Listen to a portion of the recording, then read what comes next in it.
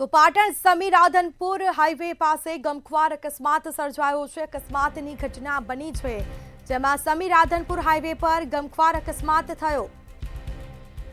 ST bus અને રિક્ષા વચ્ચે ગોઝારો અકસ્માત સર્જાયો હતો, જેમાં અકસ્માતમાં રિક્ષામાં સવાર 5 લોકોના કરુણ મોત નીપજ્યા। તો હિંમતનગરથી માતાન મઢ તરફ જતી હતી આ બસ અને તે સમયે અકસ્માત સર્જ્યો છે। રિક્ષાનો કચ્ચર ઘાણ વળ્યો છે।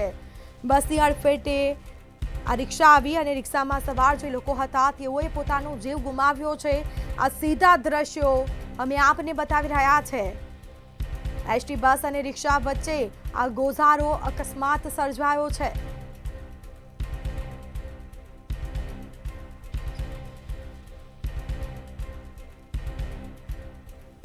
તો આ સાથે 6 લોકોના મોત થયા।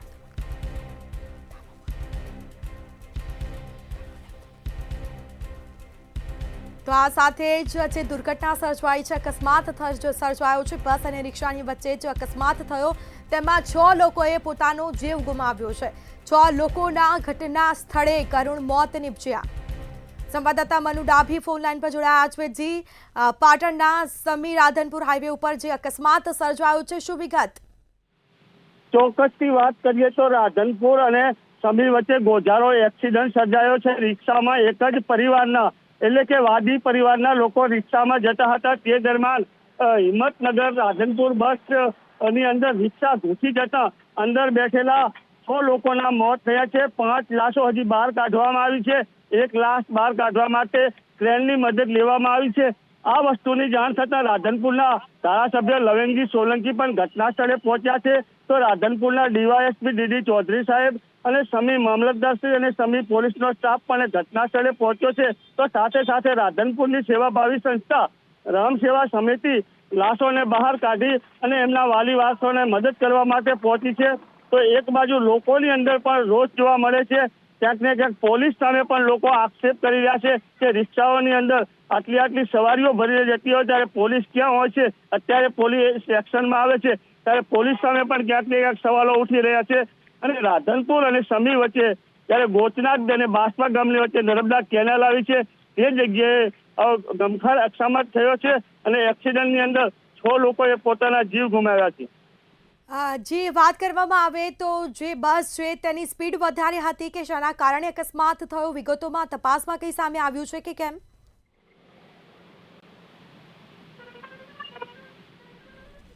જી મનુ। હા, ઓકે। શેના કારણે અકસ્માત થયો? રિક્ષાની અંદર વાદી વસાહતના જે લોકો માગી અને પોતાનું ગુજરાન ચલાવે છે, એ પરિવાર ક્યાંક રિક્ષામાં બેસી અને માગવા જતા હતા અને રાધનપુરથી હિંમતનગર તરફ જ્યારે બસ જઈ રહી હતી ત્યારે બસવાળાએ રિક્ષાને અડફેટમાં લેતા બસની નીચે રિક્ષા આવી જતા રિક્ષામાં બેઠેલા 6 લોકોના મોત નીપજ્યા છે। અને જે વિચરતી જાતિના જે વાદી લોકો કહેવાય છે તે ક્યાંક ને ક્યાંક માગવા જતા હોય છે, ત્યારે રિક્ષામાં બેસી અને આ લોકો માગવા જતા હતા ત્યારે રિક્ષાની અંદર એસટીએ ટક્કર મારતા 6 લોકોના મોત નીપજ્યા છે। મનુ, આભાર આપનો। તો જે ગમખ્વાર અકસ્માત સર્જાયો છે, ગોઝારો જે અકસ્માત સર્જાયો છે તેના દ્રશ્યો અમે આપને બતાવી રહ્યા છીએ। રિક્ષામાં 6 લોકો સવાર હતા અને 6 લોકોએ પોતાનો જીવ ગુમાવ્યો છે। રિક્ષાનો કચ્ચર ઘાણ વળી ગયો છે।